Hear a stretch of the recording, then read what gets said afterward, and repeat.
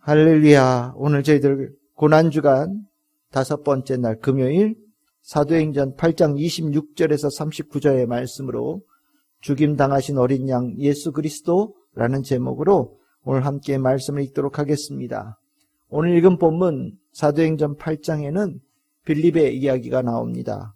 이 빌립이 주님의 은혜 가운데 사마리아 도성에 가서 성공적으로 복음을 잘 전했지요.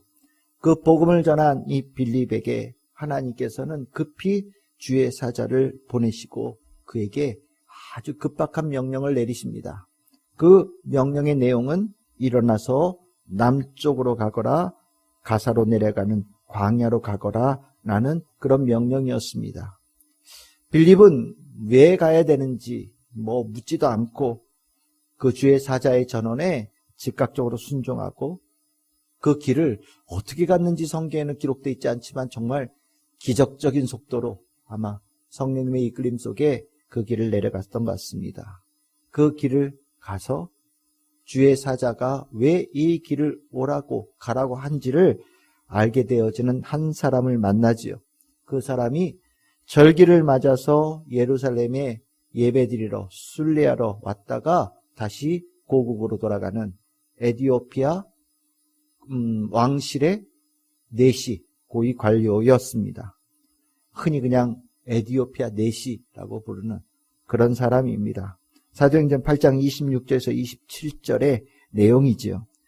그때 이 내시는 집으로 돌아가는 고국으로 돌아가는 그 길에 성경을 읽으면서 아마 내려갔던 것 같습니다.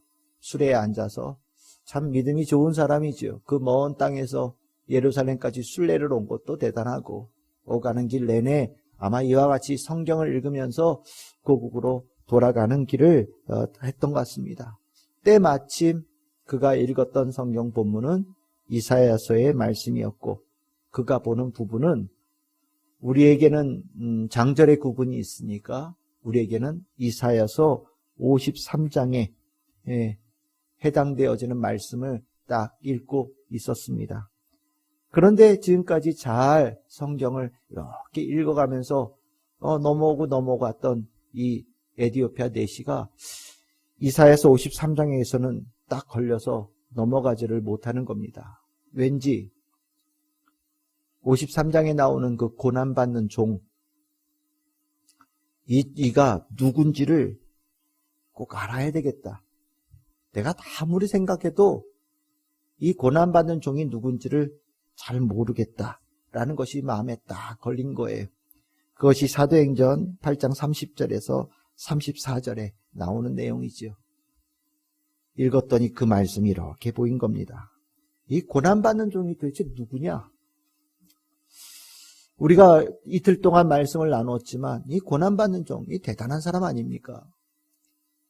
도대체 이렇게 하나님께로부터 귀한 사명을 받은 사람인데 그 이름도 소개해 주지 않아요.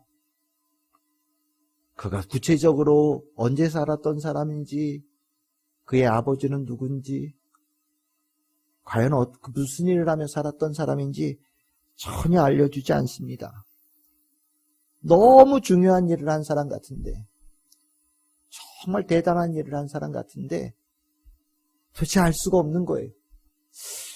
여기서 말하는 고난받는 종이 이 말씀을 전하는 이사야 예언자를 얘기하는 건가?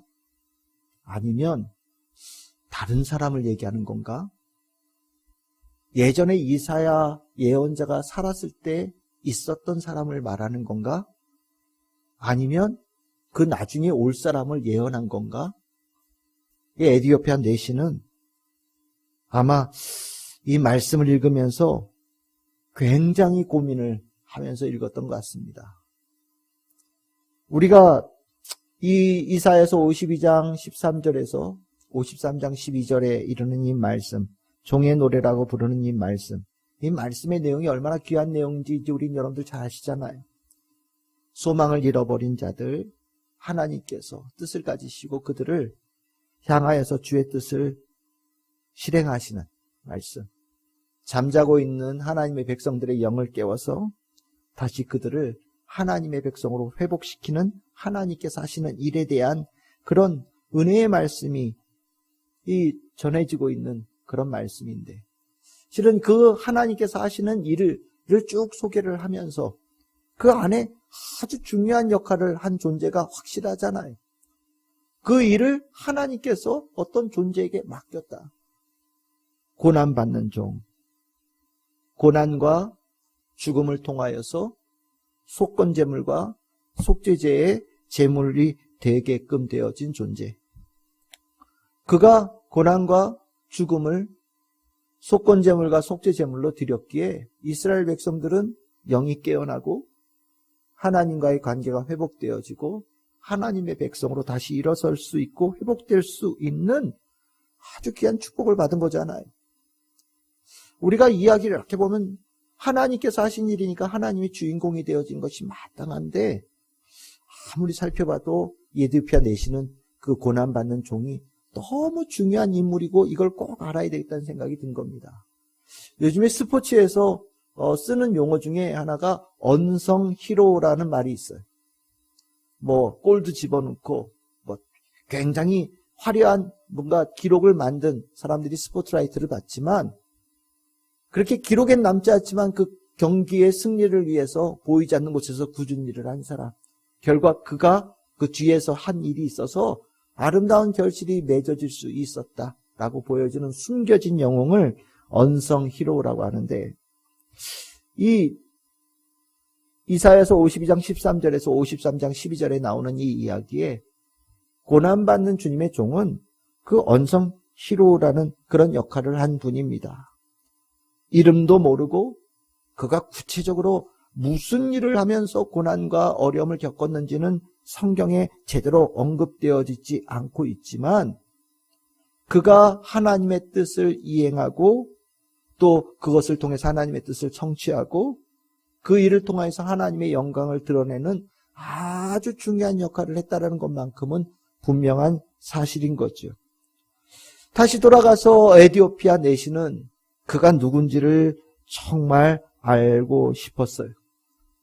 그를 알아야 된다라는 성령님의 감동하심이 그의 심령을 움직였는지도 모르겠습니다.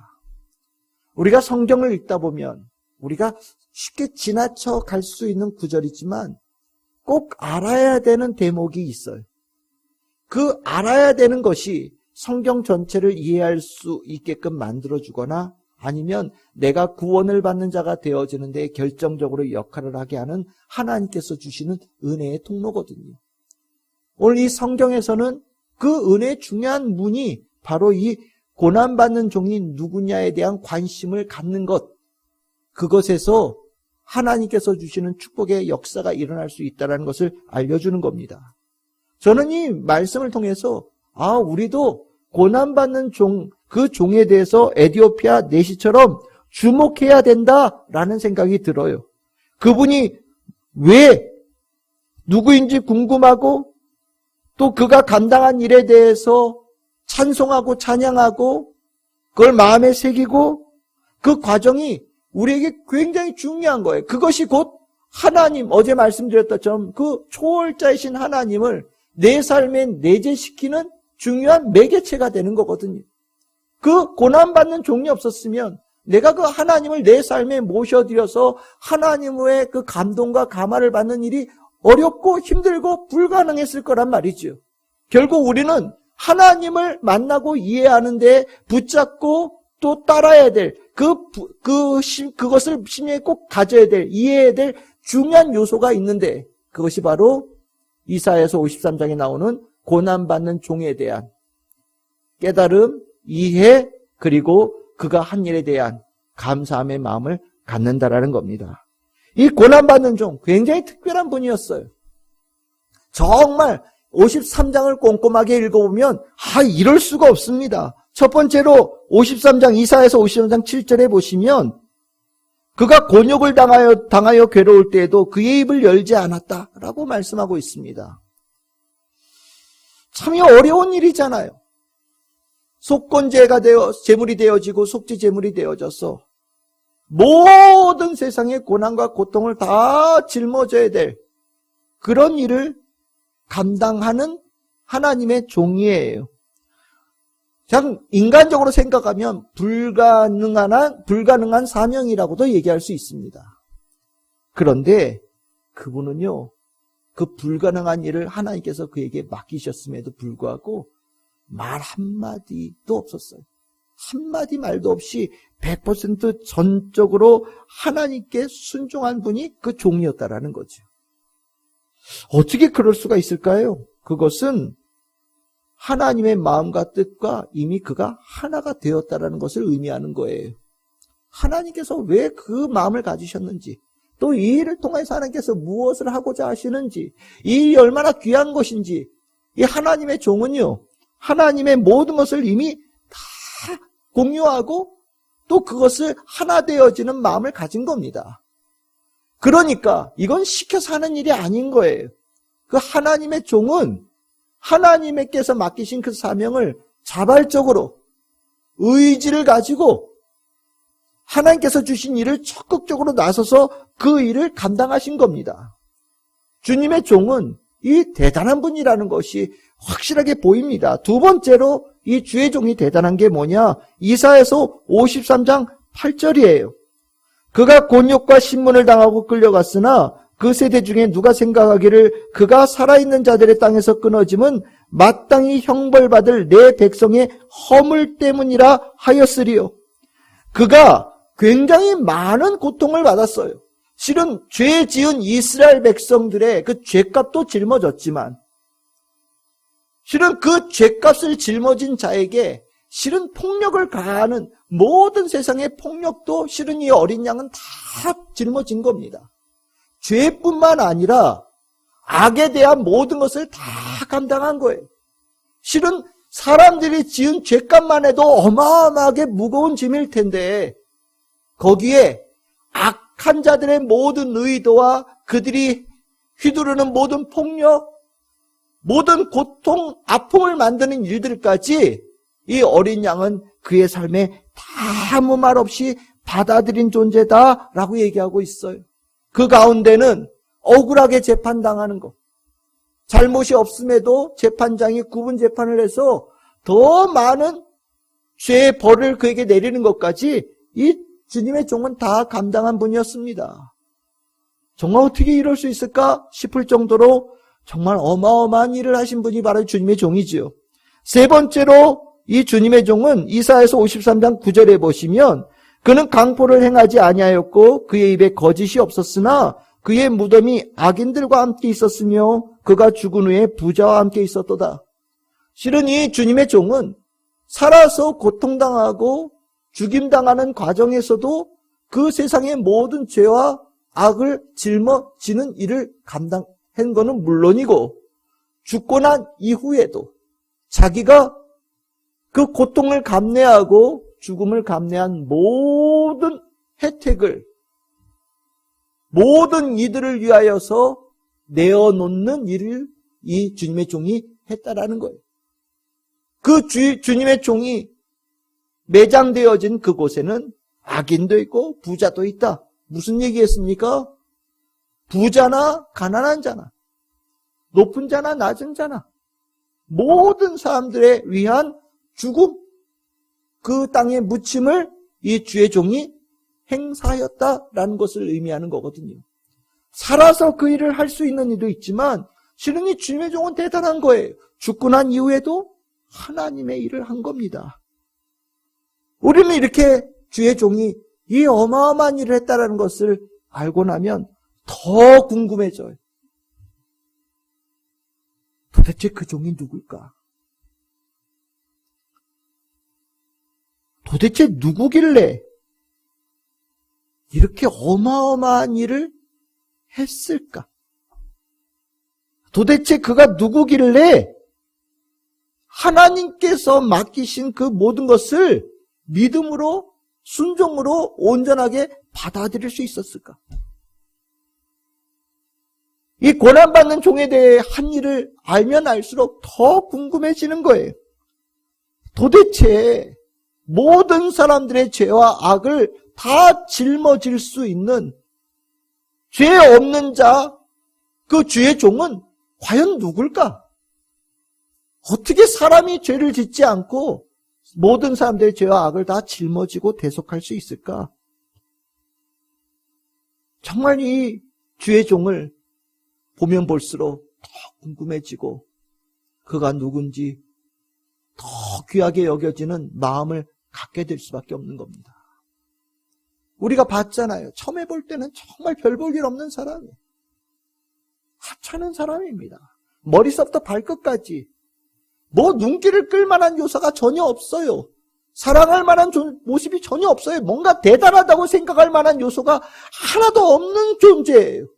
하나님의 종이라고 해서 그래도 좀 이렇게 높게 봤는데 사람들 중에서도 제일 아래로 보이는 사람이 그 사람이었어요.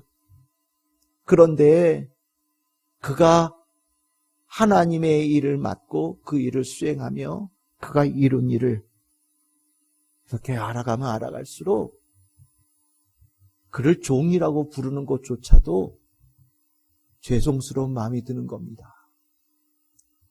누구도 할 수 없는 그 일을 주의 종이 하는 거고요.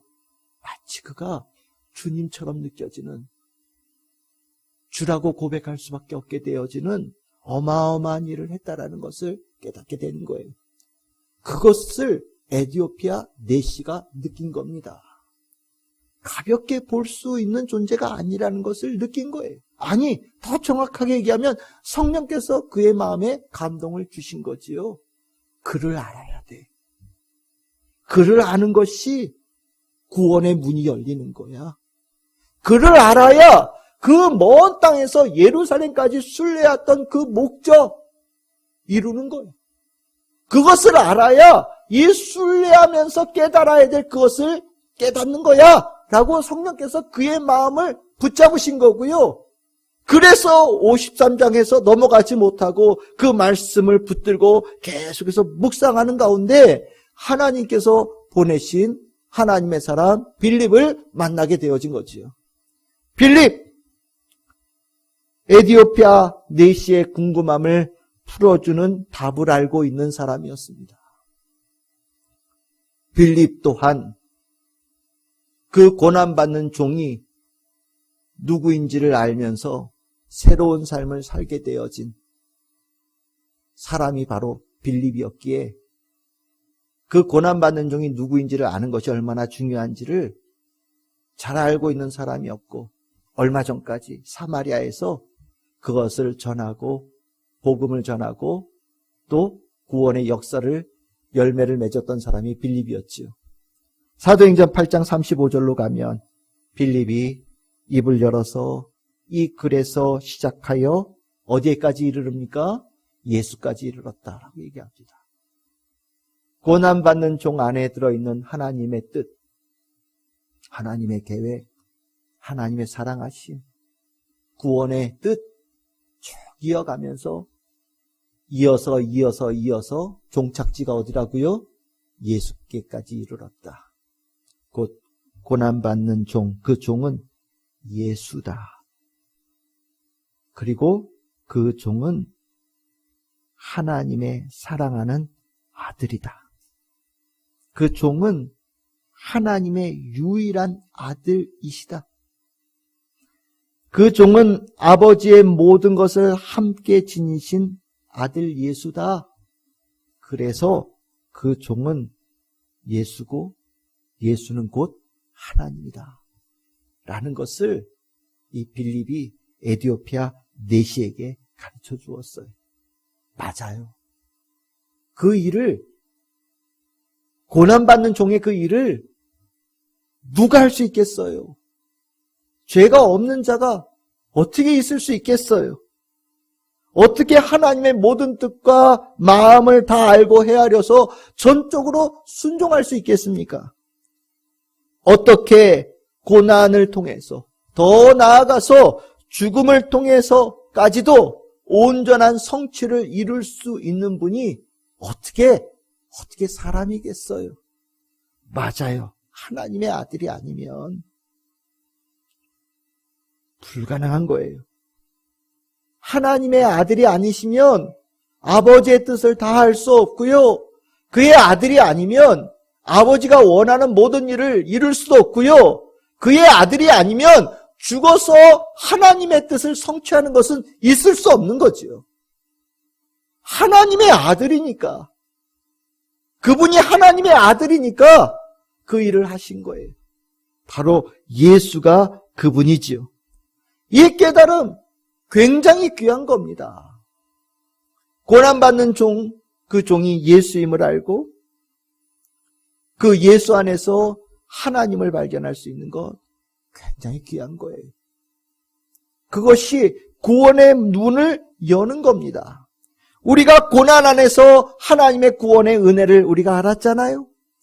고난받는 종의 그 모습에서 하나님을 볼 수 있고 그 하나님이 예수 안에서 충만하게 있음을 깨닫는 것은요, 성경 전체에서 하나님께서 우리에게 자신의 모든 것을 내어주신 계시의 전체를 보는 것과 똑같은 거예요. 하나님을 보면, 하나님을 만나면 하나님을 따를 수밖에 없어요. 하나님 만나지 못해서 따르지 못하는 거고요. 하나님 보지 못해서 하나님 믿지 못하는 거예요. 초월자 되신 하나님께서 내 안에 임하셔서 그 놀라움과 충격을 줄 때 어떻게 하나님을 믿지 않을 수 있습니까? 내 영혼의 근원을 흔들고 내 삶의 전체를 흔드는 삶의 지진이 일어나는데 어떻게 하나님의 능력을 의심할 수 있겠습니까? 고난받는 종 예수임을 깨달으며 그 예수 안에 하나님의 뜻이 이루어지는 것을 깨달을 때 결국 우리는 예수를 통하여서 하나님을 만나고 그 안에 하나님의 모든 것을 이해할 수 있는 문이 확 열리는 거죠. 예수님이요, 귀합니다. 예수님은 참 신이시고 동시에 참 인간이신, 예수 안에는 초월자 되시는 하나님이 계시고 하나님의 내재하심이 온전하게 이루어지는 완성되어진 모습이 예수 안에 있는 분. 그래서 우리는 예수를 만날 때 초월자 되시는 예수님, 하나님을 만난 것과 똑같게 되어지고, 내가 예수를 믿게 되어질 때 초월자 되시는 하나님을 내 안에 내재시키는 믿음으로 받아들인 일과 동일한 일이 일어나는 역사가 일어나는 거지요. 그래서 예수님께서 말씀하지 않으셨습니까? 내가 곧 길이요 진리요 생명이다. 나를 믿고 따르거라. 그럼 너희들이 구원의 하나님을 만날 것이다. 나를 믿고 따르는 것이 하나님에게 이르는 유일한 길이다 라고 예수님께서 자신 있게 말씀하셨고, 진실로 예수는 고난받는 종이 되어져서 그 모든 것을 증명하신 분이 되어셨고, 그것을 깨닫는 것이 우리에게 구원의 문이 열리는 축복이 된다라는 것을 우리는 확실하게 이 말씀을 통해서 알게 되는 겁니다. 이사야 53장에서 나가지 못하던 에티오피아 내시가 빌립이 전해준 말씀을 통해 답을 알았어요. 그리고 예수님을 알고 예수님의 그 진면목, 그 존재를 깨달았죠. 예수님을 알면 인생이 바뀝니다. 인생이 바뀌는 게 구원이죠. 이 에티오피아 내시가 고난받는 종이 예수라는 것을 알고 바뀌어진 인생, 우리 오늘 성경에서는 그가 무엇을 받았다고요? 세례를 받았다라고 얘기를 합니다. 세례는 새로운 인생이고요. 내가 예수가 하나님의 아들, 구원자, 곧 하나님이심을 깨달은 자가 그 믿음으로 고백하는 자리가 되어지고요. 그 믿음으로 세례를 받는 그 자리는 고난받는 종이 고난과 죽음을 통하여서 이루신 모든 은혜가 그의 삶에 임하는 축복의 자리가 되어집니다. 오늘 우리는 이미 이사야서 53장에 있는 고난받는 종이 예수임을 우리는 이미 알고 있습니다. 이는 우리는 이미 구원받은 자의 축복을 누리고 있다라는 뜻과 똑같은 겁니다. 우리가 너무 익숙하게 알고 있어서 이사야 53장의 고난받는 종의 그 종을 깨닫는 것이 얼마나 중요한지 놓칠 때가 가끔 있어요. 하지만 우리가 그것을 깨닫는 것이 우리들의 믿음의 문을 확 열어주는 거예요. 닫혀가던 문이 다시 열리는 역사가 일어나는 것이고요. 내 안에 구원의 감격이 다시 일어나는 역사가 일어나는 거고요. 내 안에 하나님께서 주신 축복의 삶, 생명이 충만한 삶, 구원의 삶이 풍성하게 열리는 그것이 바로 예수 그리스도, 그 고난받는 종이 예수라는 것을 깨닫고 그 고난과 죽음이 나를 향한 주님의 구원의 뜻이라는 것을 깨닫는 가운데 일어나는 겁니다. 저는 오늘 2024년 이 고난주간을 여러분들과 함께 이렇게 보내면서 제가 전한 하나님께서 저를 통해 여러분들에게 전해주신 말씀보다 더 많은 감동과 감격, 성령께서 여러분들의 심령을 부어주셨으리라 믿습니다. 하나님께서 우리에게 이 고난주간을 통하여서 우리에게 귀한 영의 양식을 주시는 거예요. 우리가 더 아름답게 주의 자녀가 되라고 영의 양식을 주시고 우리 영혼이 구원받은 자의 기쁨과 생명으로 충만할 수 있도록 영의 양식을 주시고 다시 한번 깨어있는 영이 되어져서 영이신 하나님을 참되게 예배하는 자가 될 수 있게 주께서 은혜를 베풀어 주신 겁니다. 고난주간은 우리의 믿음의 근간을 다시 한번 확인하는 시간입니다. 그리고 참으로 귀한 축복을 깊고 깊은 곳에서 얻고 보고 느끼고 듣는 시간이 됩니다. 2024년 주님께서 주신 은혜가 심령에 잘 채워지고 이 양식이 하나님 안에서 더 풍성하게 갑절이 되어져서 하나님께 주신 영의 양식이 여러분을 통하여 많은 이들에게 전하여지고 그 예수 그리스도의 복음이 전하여지는 곳들마다 구원의 열매가 맺어지고 잠자던 영이 깨어나고 죽어가던 영이 다시 살아나는 축복의 역사가 풍성하게 일어나기를 주님의 이름으로 축복합니다.